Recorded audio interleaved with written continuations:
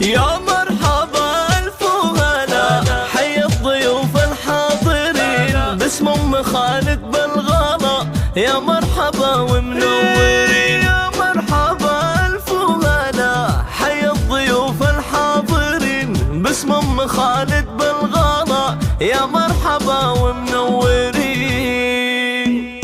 يا مرحبا الف وهلا، حي الضيوف الحاضرين باسم ام خالد بالغلا، يا مرحبا ومنورين. اهلا هلا بكل الحضور بقدومكم تمسوا، من ام خالد مرحبا ترحيب ريحان وبخور. في حفل محمد يلقي صدر رتب له القافه الفريد، مبروك يا محمد عسى فال السعد عمره مديد. يا محمد الحر الاصيل بكل الفخر رمز ودليل، لك شانف العليا سما ومقدار شامخ ما يلي. محمد وبك يزهى الشعر يلي مقامك معتبر، وارث من ابوك الكريم كل المهابه والفخر. الحر ابوك ناصر وله بالعز قدر ومنزله، راعي العلوم الغانمه وشيخ الصفوف الاوله. ناصر ابو خالد مقام في الطيب وفعوله جسار، راعي المواقف والفعول ناقف لطاريه احترام. ولامكم خالد مثال الطيبه وخير الخصال، ام خالد اللي قدرها والشان